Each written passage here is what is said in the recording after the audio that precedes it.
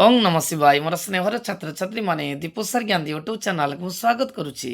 आज पिलामाने मु plus two second arts पिलामानक पई एजुकेशन बा शिक्षार गोटे सुंदर वीडियो आज मु प्रस्तुत करिछि जाकि तुम मानक सहित आलोचना करिवि। पिलामान देखो आगो को फाइनल एग्जाम अछि ताको आखि आग रखी मु आज 70 मार्क रो क्वेश्चन आज तुम सहित आलोचना करिवि जहाँकि परीक्षा निश्चय उपयोगी साब्यस्त हबो। पिलामान देखो आमर समय 3 घंटा परीक्षा हम एवं फुल मार्क 70 मार्क एवं ग्रुप ए रो पिला माने 20 मार्क शॉर्ट क्वेश्चन मिलिबो। पिलामान देखो आमर एजुकेशन बा शिक्षार 20टी 1 मार्किया क्वेश्चन आइबो जाकि एमसीक्यू पैटर्न थिबो। प्रथम क्वेश्चन कहिछि शिशु केंद्रिक शिक्षार प्रवर्तक किए? गांधीजी, रविंद्रनाथ, रुषो गोपबंधु। पिलामान देखो गांधीजी कौ शिक्षार प्रवर्तक ना कुटीर शिल्प शिक्षार प्रवर्तक, धंदा केंद्रिक शिक्षार प्रवर्तक, मौलिक शिक्षार प्रवर्तक।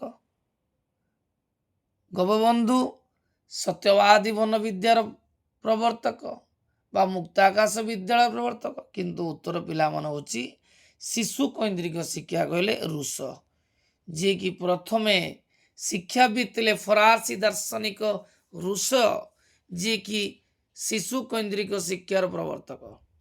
द्वितीय क्वेश्चन देश प्रेम उद्रेक पाई क्यों विषयटी गुरुत्वपूर्ण नुहे? जे गोटे छात्र छात्री मानक मध्य जो देश प्रेम भावना सृष्टि करा जीवो क्यों विषयटी गुरुत्वपूर्ण नुहे? इतिहास हाँ हेबो, अर्थनीति निश्चय गुरुत्वपूर्ण, भूगोल गुरुत्वपूर्ण, किंतु गणित गुरुत्वपूर्ण नुहे।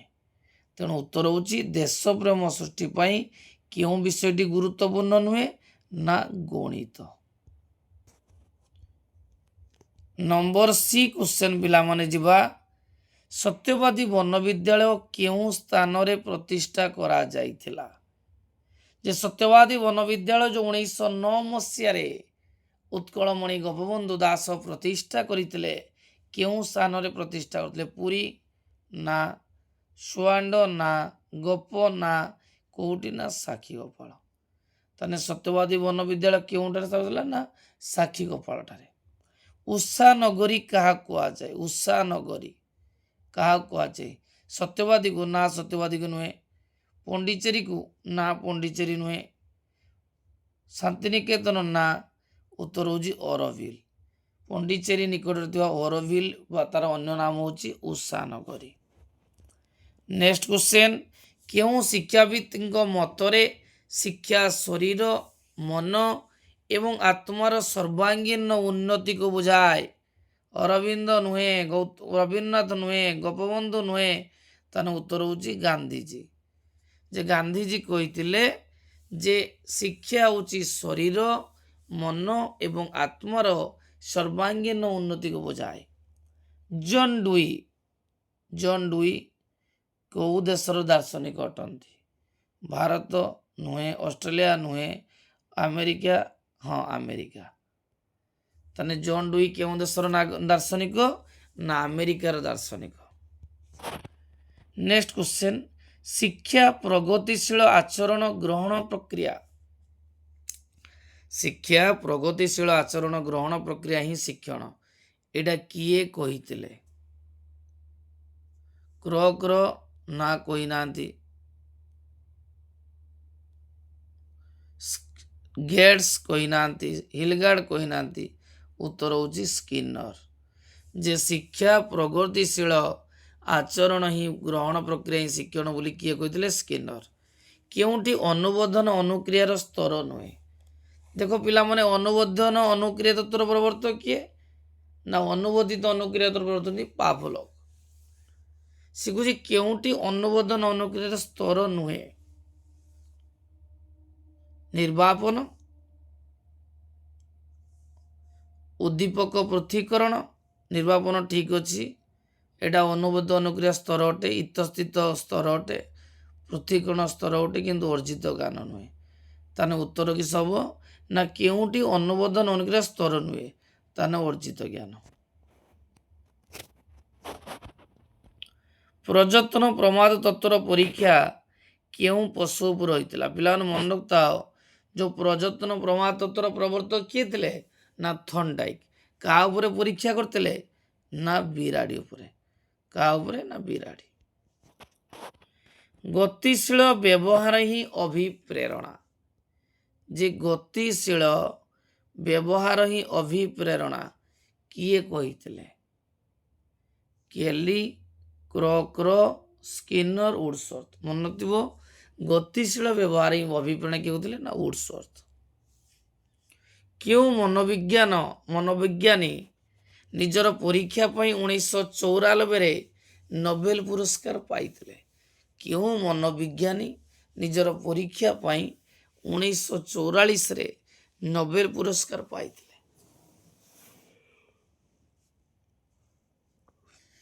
କଲହର, କଫକା, ପାଭଲଭ, ସ୍କିନର। ଉତ୍ତର ହେଉଛି ଆମର ପାଭଲଭ।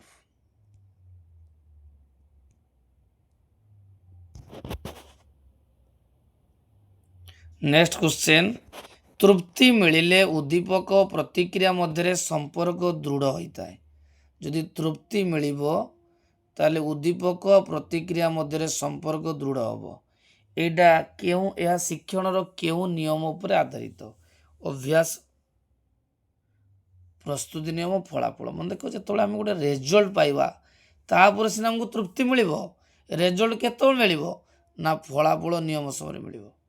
ଡକ୍ଟର ସମ୍ପୂର୍ଣ୍ଣାନନ୍ଦଙ୍କ ଦ୍ୱାରା କେବେ ଜାତୀୟ ସଂଗତି ପାଇଁ କମିଟି ଗଠିତ ହୋଇଥିଲା? ଜାତୀୟ ସଂଗତି ପାଇଁ କମିଟି ହେଇଥିଲା କାହା ଦ୍ୱାରା? ନା ସମ୍ପୂର୍ଣ୍ଣାନନ୍ଦଙ୍କ ଦ୍ୱାରା। କେବେ? ନା 1964 ନୁହେଁ ଛୁଆ, 1961।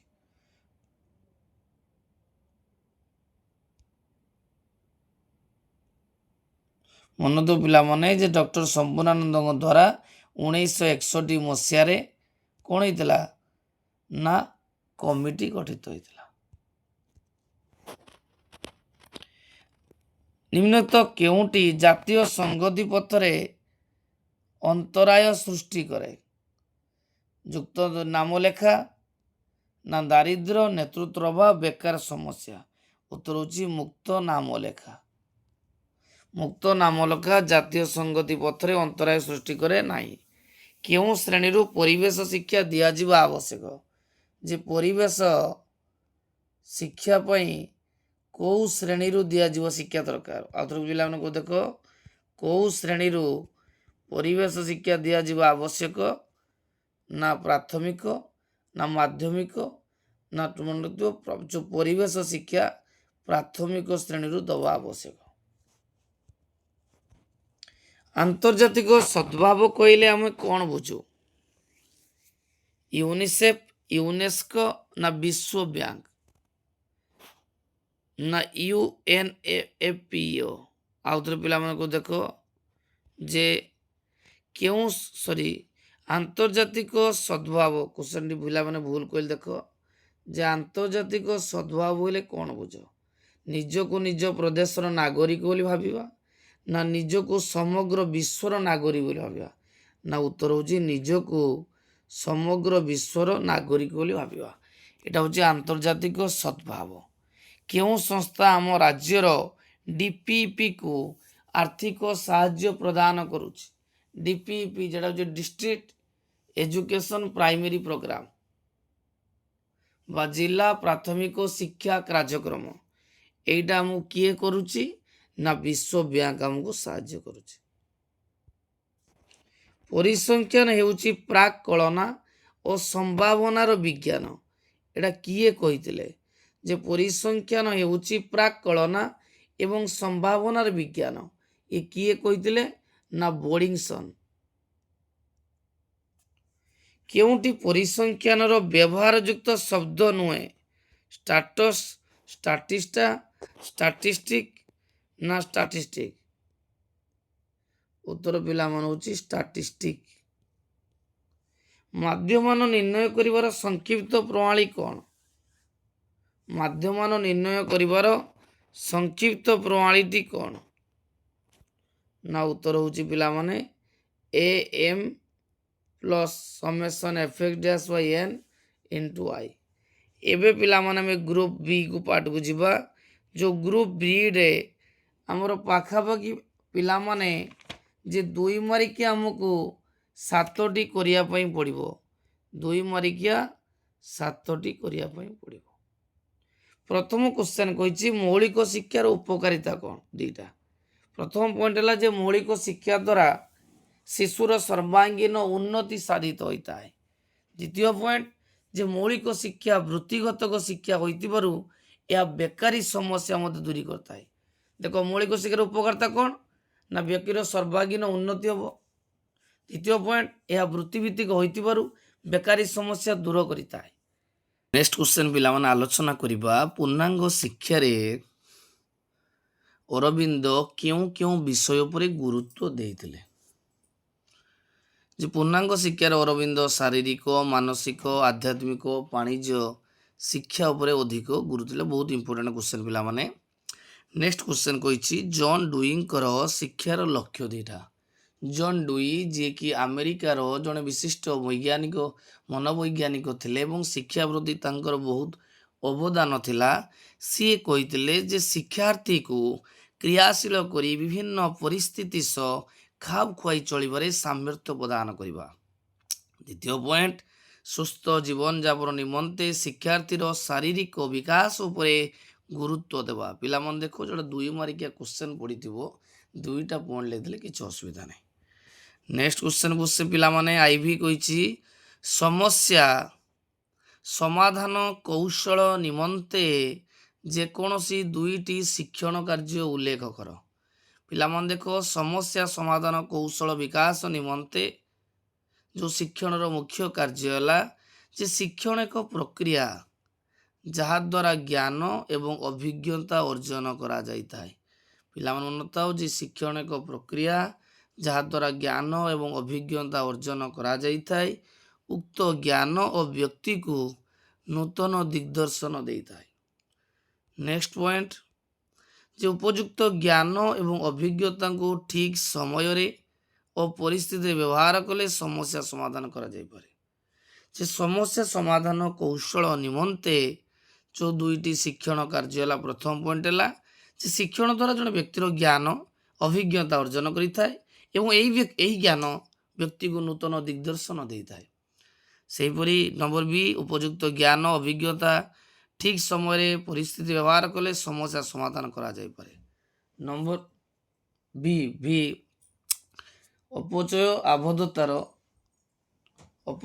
आबद्धतार 4टी कारण लेख। अपचय आबद्धतार 4टी कारण है। प्रथम पॉइंट है सामाजिक कारण, द्वितीय कारण है प्रशासनिक कारण, तृतीय कारण है अर्थनैतिक कारण। एबे पिला माने हम क्वेश्चन आलोचना करिबा शिक्षार्थीर फलाफल नियम। पिला मन देखो जो शिक्षार्थीर फलाफल नियम प्रदान करथिले थंडाई जे कि तांकर प्रयत्न प्रमाद तत्व रे 3टी नियम अवतारणा करथिले प्रस्तुति नियम, फलाफल नियम एवं अभ्यास नियम। शिक्षक शिक्षण फलाफल नियम अनुଯାयी कौनसी उद्दीपक व्यक्ति विशेष आनंद प्रदान कले से अधिक अधिक प्रतिक्रियाशील होता है। मात्र कौनसी उद्दीपक व्यक्ति असंतोष कारण हेले व्यक्ति प्रतिक्रियाशील न हो लक्ष्य हासिल दूरे जाता है। VI सूचना प्रजुक्ति विद्या रे कंप्यूटर किपरि सहायक होउची। पिला मन देखो कंप्यूटर एक वैद्युतिक यंत्र। यह माध्यम आम कौन करा ना कम समय रे अगणित हिसाब निर्भुल भाव समाधान करवा ता सहित विभिन्न तथ्य मध्य हासिल करिपरिबा। यार व्यवहार विद्यालय व्यापक परिवर्तन आनी। पाठ्य पुस्तक ठारू पाठ्यक्रम प्रस्तुति ठारू आरंभ करी शिक्षादान पर्यंत शिक्षार प्रतिटी क्षेत्र में कंप्यूटर व्यवहार करा जाउछि। नेक्स्ट क्वेश्चन ईमेल अर्थ कौन। पिला देखो ईमेल तार अर्थ हूँ इलेक्ट्रोनिक मेल। यह माध्यम रे कम समय रे सहजरे द्रुप तालाप करा जाइथाय। शिक्षा क्षेत्र में पत्र विनिमय शिक्षा दूर शिक्षार यार बहुल व्यवहार करा जाइछि। प्राथमिक शिक्षार सार्वजनिकरण 2टी मुख्य दिग। प्रथम है सार्वजनीन सुविधा सूचक। ଯେ ଜାତି ଧର୍ମ ବର୍ଣ୍ଣ ନିର୍ବିଶେଷରେ ସମସ୍ତଙ୍କୁ ଶିକ୍ଷା ଯୋଗାଇ ଦେବା ହେଉଛି ପ୍ରାଥମିକ ଶିକ୍ଷାର ସାର୍ବଜନୀନ ମୁଖ୍ୟ ଲକ୍ଷ୍ୟ। ଦ୍ୱିତୀୟରେ ଜାତି ଧର୍ମ ବର୍ଣ୍ଣ ନିର୍ବିଶେଷରେ 6ରୁ 14 ବର୍ଷ ପର୍ଯ୍ୟନ୍ତ ପିଲାମାନଙ୍କୁ ବିଦ୍ୟାଳୟରେ ପଞ୍ଜୀକରଣ କରାଇବା ହେଉଛି ସାର୍ବଜନୀନ ପଞ୍ଜୀକରଣର ମୁଖ୍ୟ ଲକ୍ଷ୍ୟ। ପରିସଂଖ୍ୟାନ କାହା କହିବା ନା ଗଣିତ ଶାସ୍ତ୍ରରେ ଯେଉଁ ବିଭାଗ ଦ୍ୱାରା ଲବ୍ଧାଙ୍କ ଗୁଡ଼ିକର ବର୍ଗୀକରଣ ତୁଳନା ବିଶ୍ଳେଷଣ ବ୍ୟାଖ୍ୟା କରାଯାଇଥାଏ ଏବଂ ତତ୍ସମ୍ବନ୍ଧୀୟ ସିଦ୍ଧାନ୍ତ ନିଆଯାଇଥାଏ ସେହି ବିଭାଗକୁ ପରିସଂଖ୍ୟାନ କୁହାଯାଏ। ଗଣିତ ଶାସ୍ତ୍ରରେ ଯେଉଁ ବିଭାଗ ଦ୍ୱାରା ଲବ୍ଧାଙ୍କ ଗୁଡ଼ିକର ବର୍ଗୀକରଣ ତୁଳନା ବିଶ୍ଳେଷଣ ବ୍ୟାଖ୍ୟା କରାଯାଏ ଏବଂ ତତ୍ସମ୍ବନ୍ଧୀୟ ସିଦ୍ଧାନ୍ତ ନିଆଯାଏ ସେ ବିଭାଗକୁ ପରିସଂଖ୍ୟାନ କୁହାଯାଏ। ପରିସଂଖ୍ୟାନ ବ୍ୟକ୍ତିକୁ ଅନେକ ଦିଗରୁ ସହାୟକ ହୋଇଥାଏ। ନେକ୍ସଟ କ୍ୱେଶ୍ଚନ, 20 ଜଣ ଶିଶୁଙ୍କର ବୟସର ମାଧ୍ୟମାନ 9 ବର୍ଷ ହେଲେ ସେମାନଙ୍କର ବୟସ କେତେ? ତାହେଲେ 20 ଗୁଣନ 9 180। ଏବେ ପିଲାମାନେ ଯିବା ନେକ୍ସଟ କ୍ୱେଶ୍ଚନ, ମାଧ୍ୟମାନର ଉପଯୋଗିତା ଆଲୋଚନା କର। ଯେକୌଣସି ମନୋକ୍ତାହ ବିତରଣର ଠିକ୍ ମଧ୍ୟବିନ୍ଦୁକୁ ଜାଣିବାକୁ ହେଲେ କୌଣସି ବିତରଣର ମଧ୍ୟବିନ୍ଦୁକୁ ଜାଣିବାକୁ ହେଲେ ମାଧ୍ୟମାନ ବ୍ୟବହାର କରାଯାଏ। ଦ୍ୱିତୀୟ କଥା ହେଲା ଏହା ଗୁଣାତ୍ମକ ଦୃଷ୍ଟିରୁ ଏକ ହାରାହାରି ମାନ। Number C. ଏବେ 3 ମାର୍କିଆ କ୍ୱେଶ୍ଚନ ଆଲୋଚନା କରିବା। 3 ମାର୍କ ପିଲାମାନେ ଦେଖ, ପ୍ରଥମ କ୍ୱେଶ୍ଚନ କହିଛି ଶ୍ରୀ ଅରବିନ୍ଦଙ୍କ ମତରେ ଶିକ୍ଷାର ଲକ୍ଷ୍ୟ କ'ଣ? ପିଲାମାନେ ଦେଖ, ଅରବିନ୍ଦ ଯିଏକି ପୂର୍ଣ୍ଣାଙ୍ଗ ଶିକ୍ଷାର ପ୍ରତିଷ୍ଠାତା ଥିଲେ, ସେ କହିଥିଲେ ଯେ ଶିକ୍ଷା ଏପରି ହେବା ଉଚିତ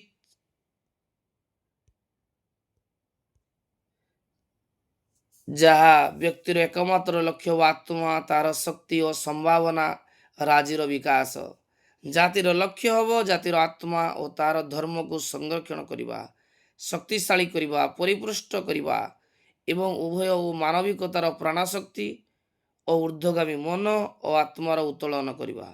ବିଶେଷ କରି ଗୋଟେ ଶିକ୍ଷାର୍ଥୀର ଉତ୍ତମ ଚରିତ୍ର ଗଠନ କରିବାରେ ସାହାଯ୍ୟ କରିବା ଏବଂ ଶିକ୍ଷାର୍ଥୀକୁ ଏପରି ଭାବରେ ଶିକ୍ଷା ଦେବା ଉଚିତ ଯାହାକି ସେ ବିଭିନ୍ନ ପରିବେଶ ସମୟରେ ନିଜକୁ ଖାପ କରି ଚଳିବା ପାଇଁ ଚେଷ୍ଟା କରିବା ଉଚିତ। ଦ୍ୱିତୀୟ କ୍ୱେଶ୍ଚନ, ଜନ୍ ଡୁଇଙ୍କର ଶିକ୍ଷାର ସ୍ତର। ପିଲାମାନେ ଦେଖ, ଜନ୍ ଡୁଇ ଯେଉଁ ଶିକ୍ଷାର ସ୍ତରକୁ 3 ଭାଗରେ ବିଭକ୍ତ କରିଥିଲେ। ପ୍ରଥମ ବ୍ୟବସ୍ଥା ଯେଉଁଟା ଆମେ କହୁଛେ 4ରୁ 8, ଦ୍ୱିତୀୟ ଅବସ୍ଥା ଆମେ କହୁଛେ 8ରୁ 12, ତୃତୀୟ ଅବସ୍ଥା 12ରୁ ଊର୍ଦ୍ଧ୍ୱ। ସିଏ କହିଥିଲେ ଶୈଶବ ଅବସ୍ଥାରେ ବା ପ୍ରଥମ ଅବସ୍ଥାରେ ଶିଶୁ ମା ପାଖରେ ଅଧିକ ସମୟ କଟାଇଥାଏ। ପରେ ବୟସ ବଢ଼ିବା ସଙ୍ଗେ ସଙ୍ଗେ ପରିବାର ସଦସ୍ୟ ଏବଂ ଅନ୍ୟମାନଙ୍କ ସହିତ ଯୋଡ଼ି ହୋଇଥାଏ ଏବଂ ଏହି ସମୟରେ ଖେଳ ପ୍ରିୟ ଓ ଖେଳ ମଧ୍ୟରେ ଶିଖିବା ଉପରେ ସେ ଗୁରୁତ୍ୱ ଦେଇଥାଏ। ବିଶେଷ କରି ବିଭିନ୍ନ ପ୍ରକାର ଖେଳ, ପଠନ, ଲିଖନ ମାଧ୍ୟମରେ ତାକୁ ଶିକ୍ଷା ଦିଆଯାଇଥାଏ। ଦ୍ୱିତୀୟ ଅବସ୍ଥା ଯେ ବୟସର ବୃଦ୍ଧି ହେବା ସଙ୍ଗେ ସଙ୍ଗେ ଶିଶୁର ଚିନ୍ତାଧାରାର ବୃଦ୍ଧି ଘଟିଥାଏ ଏବଂ ତାର ସାମାଜିକ ଦକ୍ଷତାର ବୃଦ୍ଧି ଘଟେ। ସେ ବିଭିନ୍ନ କ୍ଷେତ୍ରରେ ନିଜର ଆଗ୍ରହ ପ୍ରକାଶ କରିଥାଏ। ଜ୍ଞାନ ଏବଂ ଅଭିଜ୍ଞତାର ପରିସର ବୃଦ୍ଧି ହେତୁ ବିଭିନ୍ନ ବିଷୟରୁ ଜ୍ଞାନ ଅର୍ଜନ ପାଇଁ ଚେଷ୍ଟା କରିଥାଏ। ତେଣୁ ଅନେକ ସମୟରେ ସେ ନିଜର ଛୋଟ ଛୋଟ ସମସ୍ୟାର ସମାଧାନ କରିପାରିଥାଏ। ତୃତୀୟ ଅବସ୍ଥା, ଉକ୍ତ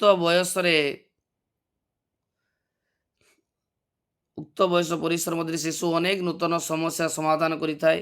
ସମସ୍ୟା ଗୁଡ଼ିକ ସମାଧାନ କରିବା ପାଇଁ ଉଚିତ ଜ୍ଞାନ ଓ ଅଭିଜ୍ଞତାର ଆବଶ୍ୟକତା ଅଛି।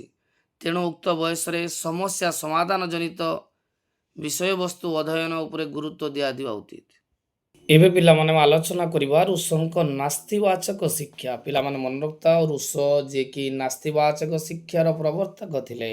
ସେ ତାଙ୍କର ଯୁଗାନ୍ତକାରୀ ପୁସ୍ତକ ଏମିଲି ପୁସ୍ତକରେ ନାସ୍ତିବାଚକ ଶିକ୍ଷା ସମ୍ପର୍କରେ ବର୍ଣ୍ଣନା କରିଛନ୍ତି। ସେ କହିଥିଲେ ସେ ଅସ୍ତିବାଚକ ଶିକ୍ଷାର ଘୋର ବିରୋଧ କରୁଥିଲେ।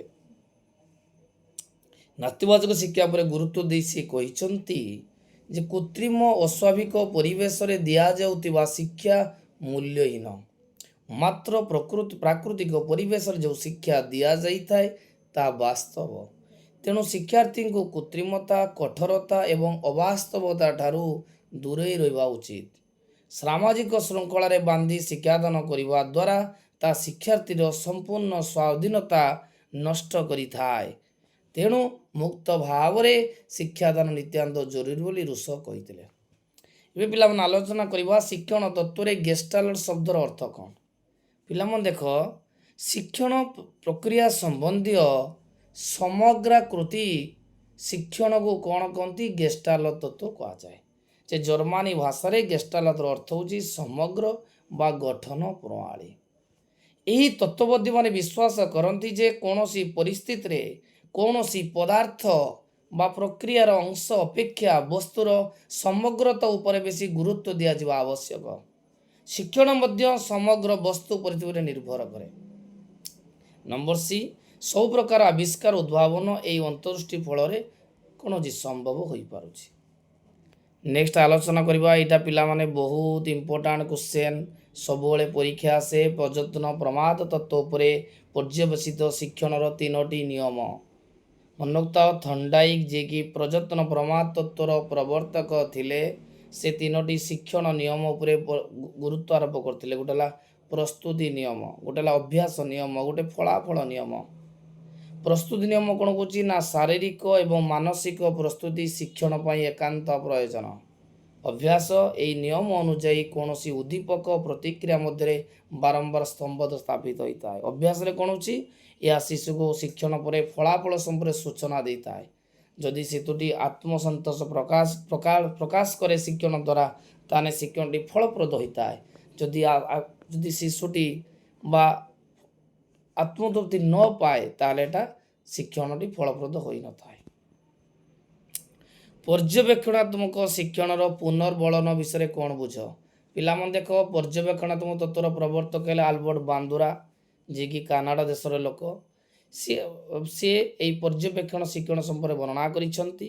ଯେତେବେଳେ କୌଣସି ଗୋଟିଏ ପିଲା କୌଣସି ଆଦର୍ଶ ବା ନମୁନାମାନଙ୍କୁ ବ୍ୟବହାରକୁ ପର୍ଯ୍ୟବେକ୍ଷଣ କରେ ଏବଂ ସେ ତାହାକୁ ଅନୁକରଣ କରେ ଏବଂ ପରବର୍ତ୍ତୀ ସମୟରେ ସେ ନିଜେ ଏହାକୁ ପ୍ରଦର୍ଶିତ କରେ, ତାହାକୁ କହିବା ପର୍ଯ୍ୟବେକ୍ଷଣାତ୍ମକ ଶିକ୍ଷଣ। ଯଦି ଏହି ପ୍ରଦର୍ଶିତ ବ୍ୟବହାର ସେହି ନମୁନାମାନଙ୍କ ଦ୍ୱାରା ପ୍ରଶଂସିତ ହୁଏ ଏବଂ ସେ ତାକୁ ଅନୁକରଣ କରେ ଏବଂ ସେହି ପିଲା ଉକ୍ତ ବ୍ୟବହାର ପ୍ରଦର୍ଶନ ପାଇଁ ଉତ୍ସାହିତ ହୁଏ, ଏଠାରେ ପୁନର୍ବଳନ ହୋଇଥାଏ। ଯଦି ଏହି ପ୍ରଦର୍ଶିତ ବ୍ୟବହାର ସେହି ନମୁନାମାନଙ୍କ ଦ୍ୱାରା ପ୍ରଶଂସିତ ହୁଏ ଏବଂ ଏବଂ ସେ ତାହାକୁ ଅନୁକରଣ କରେ ଏବଂ ସେହି ପିଲା ଉକ୍ତ ବ୍ୟବହାର ପ୍ରଦର୍ଶନ ପାଇଁ ଉତ୍ସାହିତ ହୁଏ, ଏଠାରେ ତା'ର ବ୍ୟବହାର ପୁନର୍ବଳନ ହୁଏ। ଉକ୍ତ ପୁନର୍ବଳନ ଗୁଡ଼ିକ ବାହ୍ୟ, ଆଭ୍ୟନ୍ତରୀଣ ଏବଂ ଯୁକ୍ତାତ୍ମକ ହୋଇଥାଏ। ଯଦି ଜଣେ ପିଲା ତା'ର ପିତାମାତା ଓ ସାଥୀ ଦଳଙ୍କ ସମ୍ମତି ହାସଲ ପାଇଁ ଆଗ୍ରହ ପ୍ରକାଶ କରେ, ସେତେବେଳେ ଏହାକୁ ପୁନର୍ବଳନ କୁହାଯାଏ। ନେକ୍ସଟ କ୍ୱେଶ୍ଚେନ୍, ପ୍ରାଥମିକ ଶିକ୍ଷାର ସାର୍ବଜନୀକରଣରେ ଭାଷା ସମସ୍ୟା କିପରି ପ୍ରତିବନ୍ଧକ ହୋଇଛି ଆଲୋଚନା କର। ଭାଷା ହେଉଛି ଯୋଗାଯୋଗର ଏକ ପ୍ରମୁଖ ମାଧ୍ୟମ। ଭାଷା ମାଧ୍ୟମରେ ଶିଶୁ ତା'ର ଇଚ୍ଛା, ଆଗ୍ରହ, ରୁଚି ଓ କ୍ଷମତା ପ୍ରଦାନ ବା ପରିପ୍ରକାଶ କରିଥାଏ। ଭାଷା ହେଉଛି ଯୋଗାଯୋଗର ପ୍ରମୁଖ ମାଧ୍ୟମ। ଭାଷା ମାଧ୍ୟମରେ ଶିଶୁ ତା'ର ଇଚ୍ଛା, ଆଗ୍ରହ, ରୁଚି, କ୍ଷମତା ଆଦି ପରିପ୍ରକାଶ କରିଥାଏ। ଏହା ହେଉଛି ଭାବ ଆଦାନ ପ୍ରଦାନ କରିବାର ଗୋଟେ କୌଶଳ। ତେଣୁ କେଉଁ ପ୍ରକାର ଭାଷା ଆମେ ଶିକ୍ଷା ଅବସ୍ଥାରେ ପ୍ରଚଳନ କରାଗଲେ ସମସ୍ତଙ୍କ ପାଇଁ ପ୍ରଯୁଜ୍ୟ ହୋଇପାରିବ, ତା ପୂର୍ବରୁ ନିର୍ଦ୍ଧାରିତ ହେବା ଆବଶ୍ୟକ। ଭାରତର ବିଭିନ୍ନ ରାଜ୍ୟରେ ତଫସିଲଭୁକ୍ତ ଜାତି ଓ ଉପଜାତିର ସଂଖ୍ୟା ଅଧିକ ଏବଂ ସେମାନଙ୍କର ଭାଷା ଅନେକ। ତେଣୁ କେଉଁ ଭାଷାରେ ସେମାନଙ୍କୁ ପ୍ରାଥମିକ ଶିକ୍ଷା ଦିଆଯିବ ସେଥିରେ ଦ୍ୱନ୍ଦ୍ୱ ରହିଛି। ସେଥିପାଇଁ ଶିକ୍ଷା ପ୍ରତି ସେମାନଙ୍କର ଆଗ୍ରହ ନାହିଁ। ତେଣୁ ଭାଷା ହିଁ ପ୍ରାଥମିକ ଶିକ୍ଷାର ସାର୍ବଜନୀକରଣର ଏକ ମୁଖ୍ୟ ସମସ୍ୟା ଅଟେ। ନେକ୍ସଟ କ୍ୱେଶ୍ଚେନ୍, ଆନ୍ତର୍ଜାତିକ ସଦ୍ଭାବର 3ଟି ଉପାଦାନ। ପ୍ରଥମ ପଏଣ୍ଟ ଛୁଆ ଅଛି ଯେ ଅନ୍ୟ ଦେଶର ଲୋକମାନେ କିପରି ଜୀବନଯାପନ କରୁଛନ୍ତି ସେ ବିଷୟରେ ଜାଣିବା। ଯେ ଆନ୍ତର୍ଜାତିକ ସଦ୍ଭାବର ପ୍ରଥମ ପଏଣ୍ଟ ହେଲା ଅନ୍ୟ ଦେଶର ଲୋକମାନେ କିପରି ଜୀବନଯାପନ କରୁଛନ୍ତି ସେ ବିଷୟରେ ଜାଣିବା।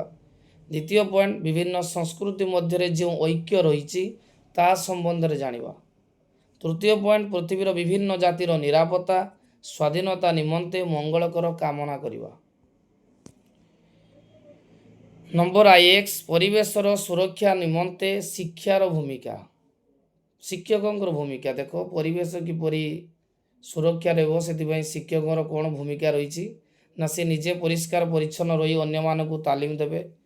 ଶିକ୍ଷକ ନିଜେ ପରିଷ୍କାର ହେବେ ତାର ଅନ୍ୟମାନେ ତାଲିମ ଦେବେ। ଦ୍ୱିତୀୟରେ ନିଜ ପରିବେଶକୁ ପରିଷ୍କାର ପରିଚ୍ଛନ୍ନ ରଖିବା ସହ ଅନ୍ୟମାନଙ୍କର ପରିବେଶକୁ ପରିଷ୍କାର ରଖିବା ପାଇଁ ଛାତ୍ରଛାତ୍ରୀମାନଙ୍କୁ ପ୍ରେରଣା ଯୋଗାଇବେ।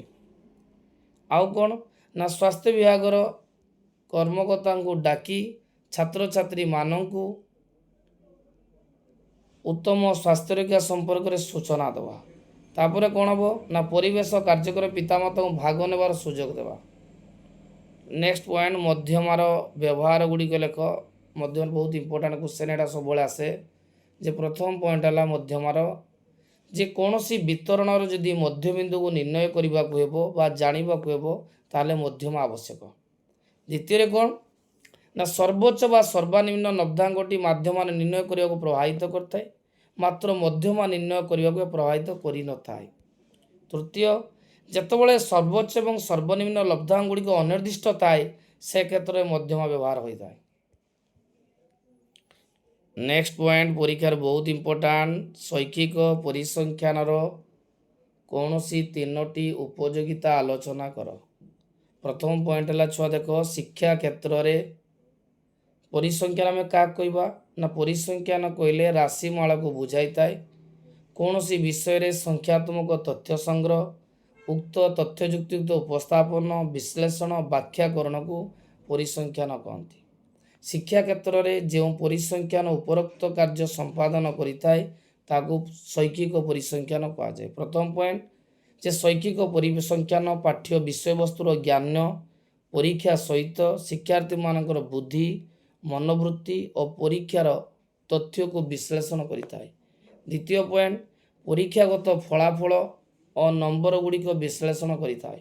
ତୃତୀୟ, ଶିକ୍ଷା ସମ୍ପର୍କିତ ତାତ୍ତ୍ୱିକ ପରିସଂଖ୍ୟାନ ପଦ୍ଧତିରେ ଉପଯୁକ୍ତ ମୂଲ୍ୟାୟନ କରାଯାଇଥାଏ। ତାପରେ ପିଲାମାନେ ଦେଖ ଗରିଷ୍ଠକର ବ୍ୟବହାର। ଗରିଷ୍ଠକର ବ୍ୟବହାର ଛୁଆ ପରୀକ୍ଷାରେ ସବୁବେଳେ ଆସେ। ମଧ୍ୟମାର ବ୍ୟବହାର, ଗରିଷ୍ଠ ବ୍ୟବହାର। ଯେ କୌଣସି ବିତରଣର କେନ୍ଦ୍ରୀୟ ପ୍ରବଣତା ତୁରନ୍ତ ଜାଣିବାକୁ ହେଲେ, କୌଣସି ବିତରଣର କେନ୍ଦ୍ରୀୟ ପ୍ରବଣତା ତୁରନ୍ତ ଜାଣିବାକୁ ହେଲେ ଗରିଷ୍ଠକ ବ୍ୟବହାର କରାଯାଏ।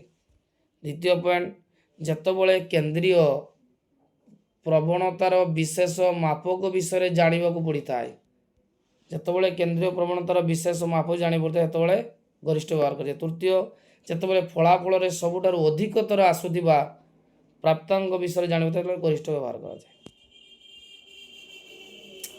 ଏବେ ପିଲାମାନେ ଲଙ୍ଗ କ୍ୱେଶ୍ଚନକୁ ଯିବା। ଲଙ୍ଗ କ୍ୱେଶ୍ଚନ ଏ ବର୍ଷ ସିଲେକ୍ସନ ପିଲାମାନେ ଅଛି। ଆମକୁ ପାଖାପାଖି ଲଙ୍ଗ କ୍ୱେଶ୍ଚନ ତିନୋଟି କରିବା ପାଇଁ ପଡ଼ିବ, 5×3=15।